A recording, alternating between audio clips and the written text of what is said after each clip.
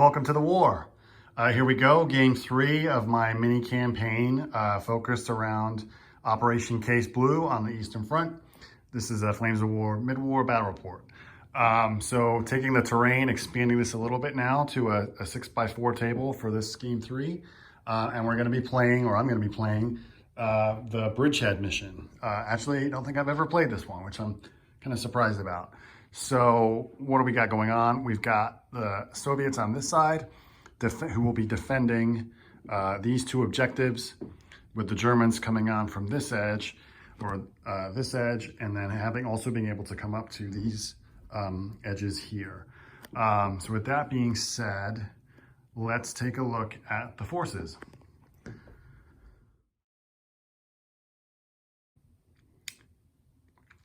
Here we have our Soviets, 100 points on the nose, 2 sets of 76mm anti-tank guns, 3 Su-85 tank killers, Hero Motor Rifle Company HQ and Commissar, and then 1, 2, 3 units of Hero Motor Rifle platoons or companies, each one also containing 1 anti-tank rifle and 1 heavy machine gun.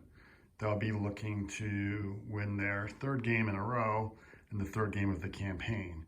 On the other side of the table, the attackers, the Germans have 2 groups of 7 armored Panzergrenadiers.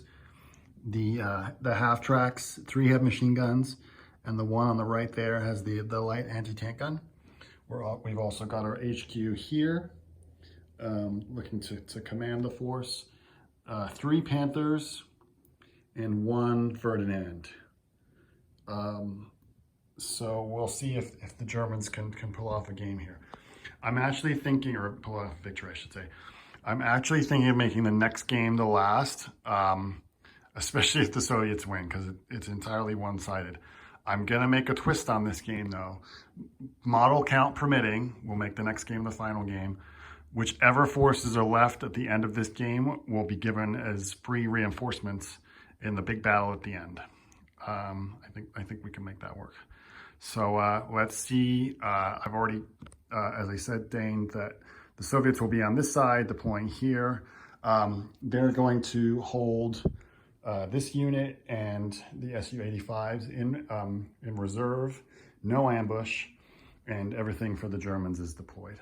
So all right, let's see how everyone gets set up. Here we have initial deployments. We can see here one of the Panzergrenadier platoons staying mounted in their half-tracks, seeking cover from the artillery over there behind the woods. The the Panthers are here, really not too troubled by the being out in the open by the infantry. The Ferdinand behind the building, really not troubled, but giving him a little bit of cover there. And the other Panzergrenadier platoon and the HQ half-track seeking cover behind this building. Again, really able to push up with the mission that we've got here. Then the Soviets have, again, 100-point game, able to place 4 landmine markers. They've got 2 there, 1 there, and 1 on that side, really all along the road. This kind of forward detachment of infantry in this building, with 4 of the 76mm back here. The other infantry or Hero Motor Rifle Company here, covering this objective, and the last 4 of the ZIS-3s, 76mm back here. So who will get the first turn? Got my dice here. You can see that we'll say the little one is the German dice. The Germans go first. All right, let's get on with turn 1. With the Germans getting the opening turn, the Panzergrenadiers, Armored Panzergrenadiers, sought cover inched up to the next tree line, seeking cover there, although they will be open to fire from that group over there. The Panthers advanced here, or everybody dashed pretty much, but avoiding the minefield here just about. The Ferdinand moved up here And then again, the Armored Panzergrenadiers and the HQ unit all seeking cover again along the side of the ruins. You can really see here that whilst the Soviets have a pretty strong center, they have not got anything covering their flanks, which is ultimately attributed to the way that they deployed. But we can see they're definitely going to get put squeezed on in pretty short time. Let's see how they respond. Opening turn for the Soviets. As you can see, they got lucky with their immediate reserve rolls. The Su-85s trundled on, appearing in the middle of the table, and were able to eliminate one Panther, like so. Unfortunately, none of the other artillery guns have line of sight, and their direct fire capability is not enough to damage the Panthers. So with a relatively short turn, for the Soviets, we move on to the German second turn. Turn 2, and things are starting to get messy.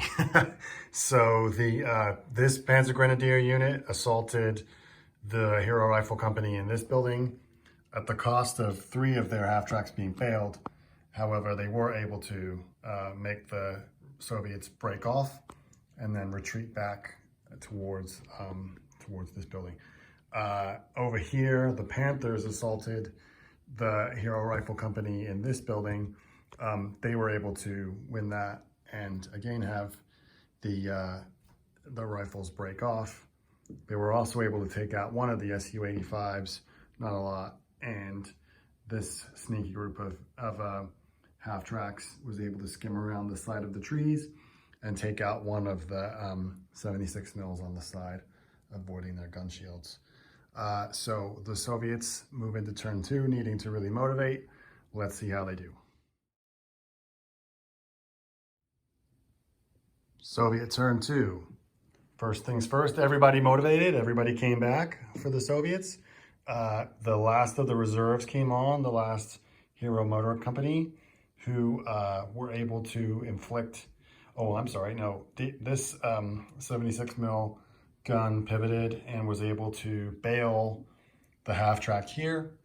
Over here, this was a brutal assault from the Hero Motor Rifle Company here that was able to assault the already bailed out half-tracks. The Ferdinand remains untouched. I don't know anything that's going to be able to really do much damage there.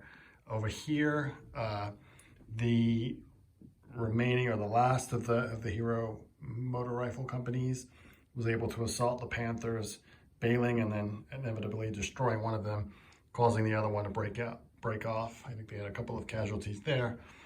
And the 76 mil guns here took a little short move and fired with their moving rate of fire, bailing one of the 4 half-tracks over here.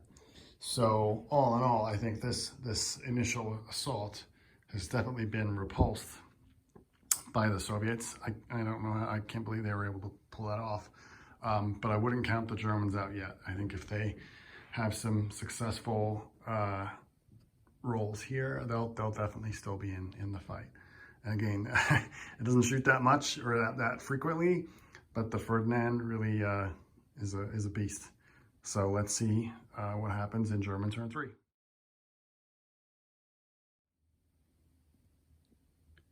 In the German third turn, the Panzer Grenadier HQ decided that discretion was the better part of valor and is now hiding behind this building away from any danger, and thinking about bringing them on as reinforcements in our final battle.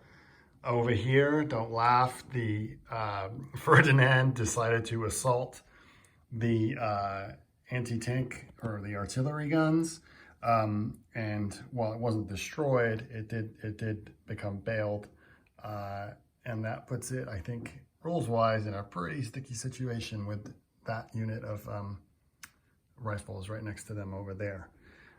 Here, the Panther was able to bail both of the Su-85s, and this unit of half-tracks that were Panzer Grenadiers was able to assault and eliminate the remaining 76 mil guns here, albeit taking 2 bales at the same time. So not looking good for the Germans, I don't think. We'll see how they fare after this Soviet turn 3. Soviet turn 3, and as you can see, the Hero Rifle platoon here did assault the already bailed Ferdinand. While obviously they were not able to actually inflict any damage, they were still in contact with a bailed out tank, which then became destroyed. Over here, the Su-85s were unable to have any impact on the remaining Panther. And over here, the one anti-tank rifle that had range on the Panzergrenadiers was not able to do anything. So I think here we're going to see a series of motivation checks for the Germans. If they don't pass any of them, or at least a good few of them, they're going to be in serious trouble. Let's see how the Germans can respond. Okay, a somewhat premature end to the game here.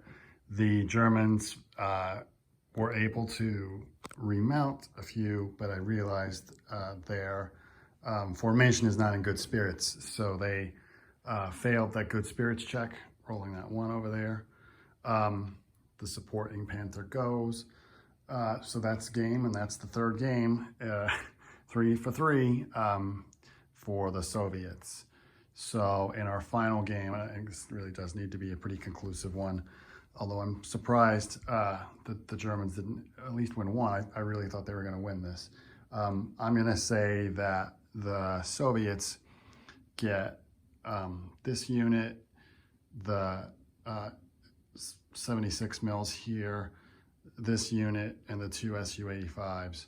Oh, and that unit too, I guess, in the next game for free, which is a significant amount of points. But you know what? I'm going to try to play a big battle for the last game, so hopefully it won't make things too uneven. And for anyone saying that's crazy, war isn't fair. So we're going to see what happens, and hopefully have a fun game either way. All right. Thanks a lot for watching.